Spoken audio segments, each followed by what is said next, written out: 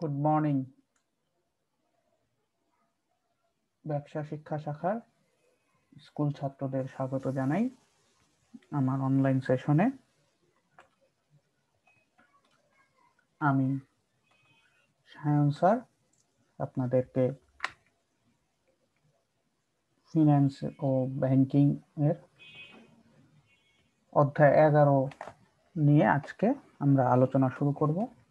গত লেকচারগুলোয় আমরা অধ্যায় 10 নিয়ে রিভাইজ করেছি, আজকে আমরা অধ্যায় 11 রিভাইজ করব। তো অধ্যায় 11 হলো আমাদের ব্যাংক আমানত। আমরা যদি সহজে বলি ব্যাংক হিসাব, বিভিন্ন প্রকার ব্যাংক হিসাব নিয়ে আমরা এই অধ্যায়টায় আলোচনা করব। তো আমরা আপনাদের যে বোর্ডের বই ফিন্যান্সের, সেখান থেকে আজকে পেজ নাম্বার 111 থেকে 113 এই 3 পেজ আলোচনা করব। আপনারা সবাই মনোযোগ সহকারে ভিডিওটা শুনবেন। ব্যাংক আমানত অধ্যায় 11। তো ব্যাংক আমানত ধারণা, ব্যাংক আমানত কি? তো ব্যাংকিং ব্যবসার মূল বা ব্যাংক তহবিলের মূল উৎস হচ্ছে আমানত। এটা একটা নৈমিত্তিক হতে পারে।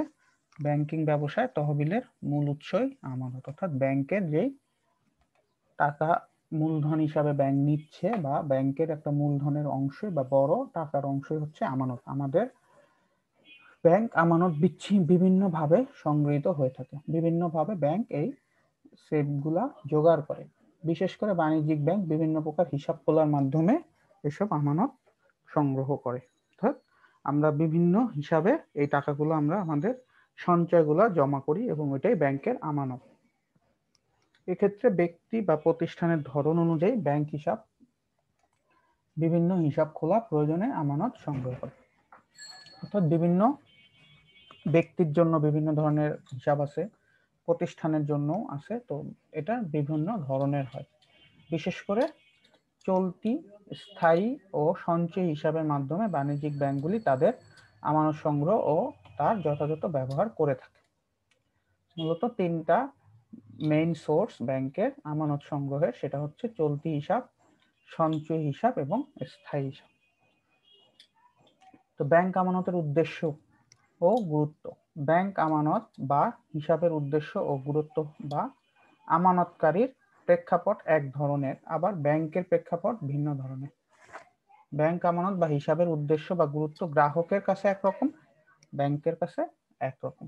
আবার সমগ্র অর্থনীতি বা ব্যষ্টিক অর্থনীতির ক্ষেত্রে ব্যাংক আমানতেরও কিছু ভূমিকা আছে।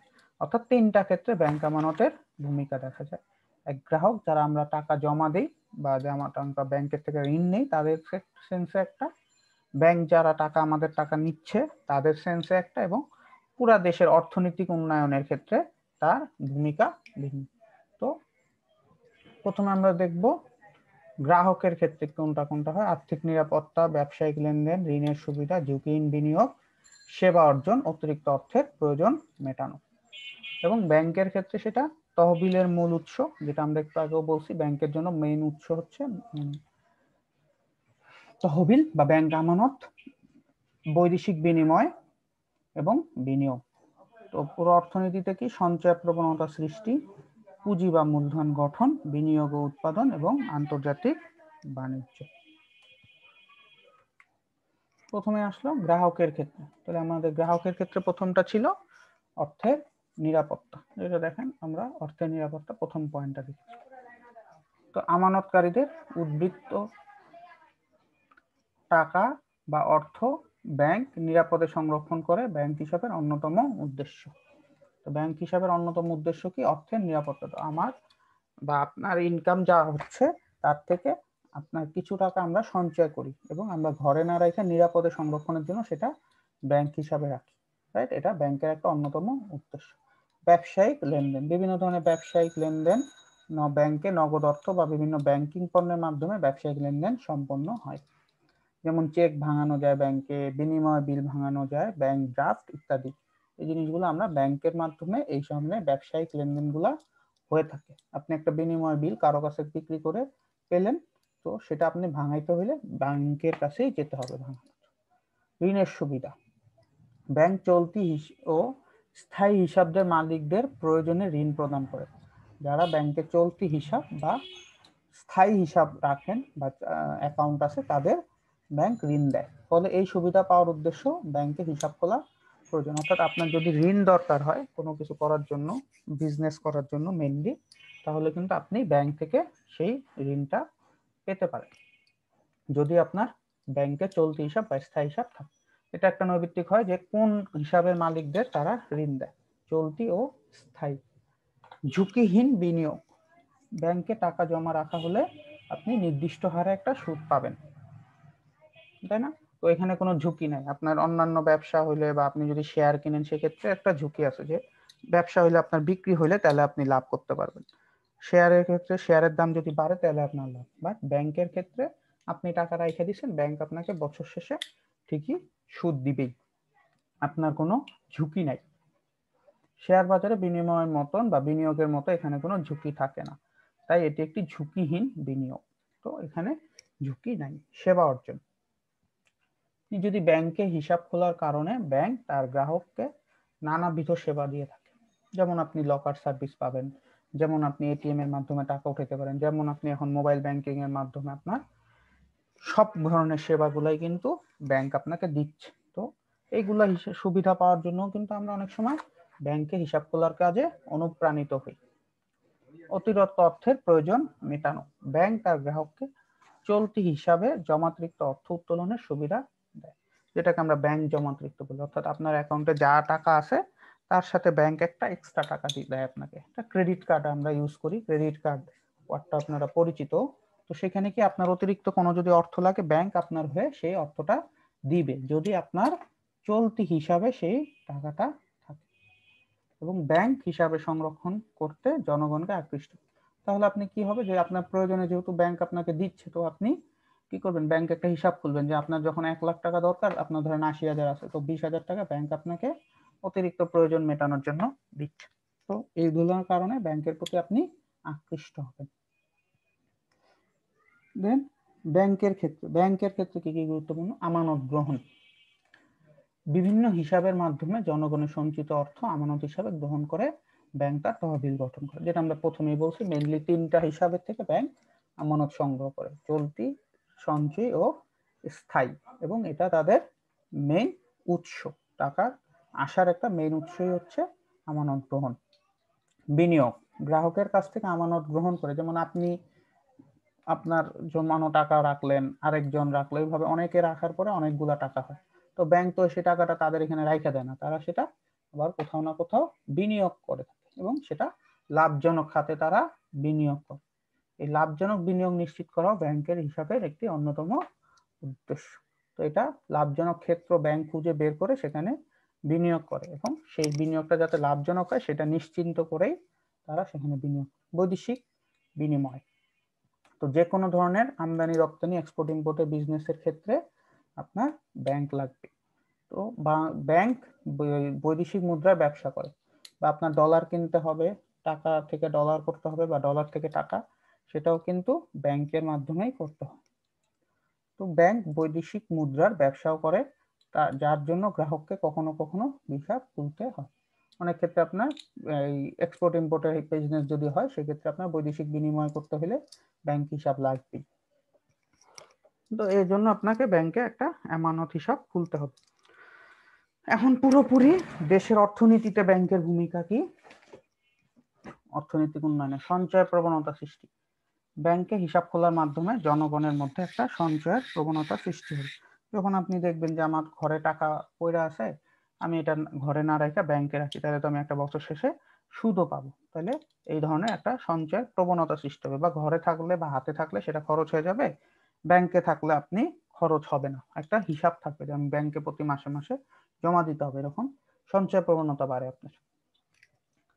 তারপর পুঁজি বা মূলধন গঠন, ব্যাংক হিসাবের মাধ্যমে অলসভাবে সঞ্চয়গুলো পুঁজিভূত হয়ে মূলধন সৃষ্টি করে থাকে। যেরকম অনেক লোক সঞ্চয় করতেছে এবং অনেক লোকের টাকা মিলায় একটা যখন বড় অ্যামাউন্ট হয় সেটাই একটা কোথাও ব্যবসায় বিনিয়োগ করা বা মূলধন গঠনে সহায়তা করতেছে। বিনিয়োগ ও উৎপাদন, ব্যাংক হিসাবের মাধ্যমে বিনিয়োগ বৃদ্ধি পায়। ব্যাংকে যত টাকা আমানত হিসাবে গ্রহণ করবে ততই ব্যাংক সেটাকে আবার বিনিয়োগ করবে। যত আমানত বাড়বে, ব্যাংকের অ্যাকাউন্ট যত বেশি হোল্ডার হবে তত বেশি বিনিয়োগ হবে, এবং তার পরবর্তীতে বিনিয়োগ যদি বাড়ে উৎপাদনমূলক খাতে আপনার উৎপাদনও বাড়বে, এবং উৎপাদন বাড়া মানে একটা দেশের অর্থনীতিতে গুরুত্বপূর্ণ ভূমিকা রাখা। আপনার ব্যাংকে যদি অনেক টাকা থাকে তাহলে আপনি একটা ব্যবসা করার জন্য ঋণ পাবেন। আপনার এই ঋণ আপনি কাজে লাগায় কোনো কিছু তৈরি করলেন, এই তৈরি করে আপনি সবার কাছে বিক্রি করতে পারলেন, আপনার এখানে 10 জন লোক কাজে দিলেন, তো পুরাপুরি সামগ্রিকভাবে 10টা লোকের উপকার হবে আপনি সহ। তো এই আপনাকে এই উপকারটা ব্যাংক করতেছে, আপনি আবার ব্যাংকের উপকারটা নিয়ে 10টা লোকের উপকার করতেছেন, পণ্য উৎপাদন করতেছেন, কর্মসংস্থান। অর্থনৈতিক উন্নয়নের সাথে সাথে কর্মসংস্থানেরও সুযোগ সৃষ্টি হয়। প্রচুর লোক ব্যাংকে কাজ করে। আবার একটু আগে একটা উদাহরণ দিলাম, আপনি কিছু উৎপাদন করবেন, আপনার এখানেও কত লোকের কাজ হবে, তো ইনডাইরেক্টলি ব্যাংক আপনার এই লোকগুলার কর্মসংস্থানও করে দিতেছে। আন্তর্জাতিক বাণিজ্য, ব্যাংক হিসাবের মাধ্যমে আমরা একটু আগে বলছি যে আপনার এই রপ্তানি যাই হোক আপনাকে ব্যাংকের মাধ্যমে করতে হবে। তো ব্যাংক যত বেশি থাকবে, ব্যাংকের যত অ্যাকাউন্ট হোল্ডার বেশি হবে বা ব্যাংকের যত ব্যাপ্তি বেশি থাকবে ওয়ার্ল্ড ওয়াইড, তত কিন্তু আন্তর্জাতিক বাণিজ্য বাড়বে। ব্যাংক হিসাবের মাধ্যমে আমদানি রপ্তানি বাণিজ্য অংশগ্রহণ করে আন্তর্জাতিক বাণিজ্যের প্রসার ঘটায়। দেন আমরা আসবো বিভিন্ন হিসাব নিয়ে আলোচনা। এই হিসাব নিয়ে প্রশ্ন আপনাদের পরীক্ষায় সাধারণত থাকে।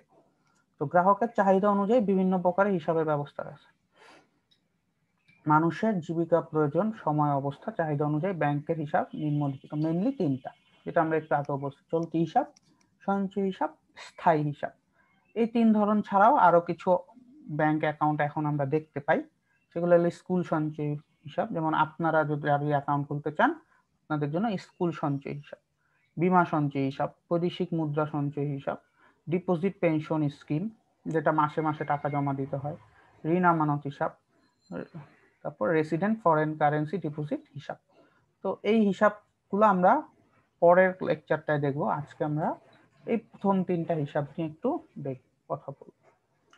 প্রথমে আসলো চলতি হিসাব, যে হিসাবের মাধ্যমে প্রতিদিন বা সপ্তাহে যতবার খুশি টাকা জমা রাখা যাবে এবং প্রয়োজন মতে চাহিদা মাত্র যতবার খুশি টাকা উত্তোলন করা যায় তাকে চলতি হিসাব বলে। অর্থাৎ আপনি যেখানে নিয়মিত অনেকবার টাকা জমা রাখতে পারবেন এবং যতবার খুশি প্রয়োজনে আপনি তাদের কাছে অনুমতি নিয়ে, নর্মালি 2-3 বার উঠানো যায়, বাট এক্সট্রা যদি দরকার হয় সেক্ষেত্রে আপনি অনুমতি নিয়েও তুলতে পারবেন, সেটাই চলতি হিসাব। চলতি হিসাবকে আমরা সাধারণত ইংলিশ নাম কারেন্ট অ্যাকাউন্ট।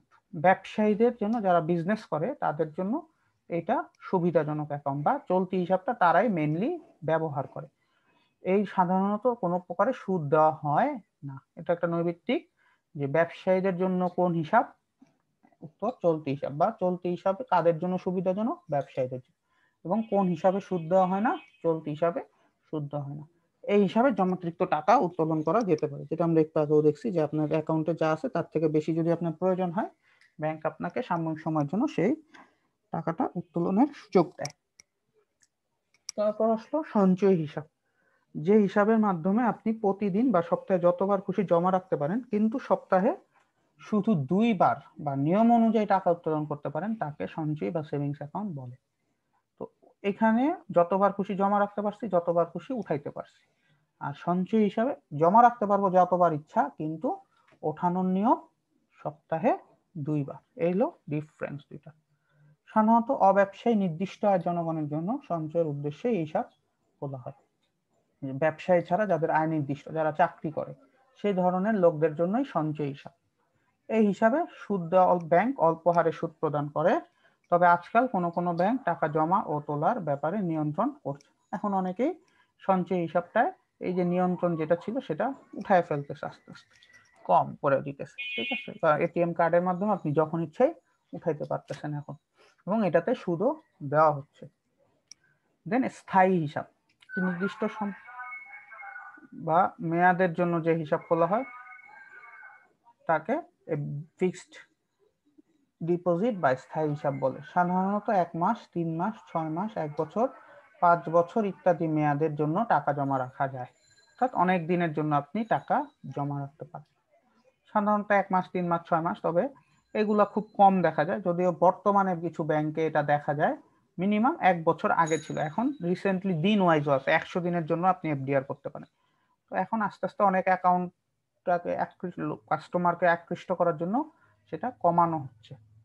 এখানে উচ্চ হারে সুদ প্রদান করা হয়, তবে কেউ যদি মেয়াদ পূর্তির আগে টাকা উত্তোলন করতে পারে না, পারবে, তবে এই যে লেখাও আছে, তবে বিশেষ প্রয়োজনে উত্তোলন করতে পারবে, সেক্ষেত্রে কোনো প্রকারের সুদ পাবে না।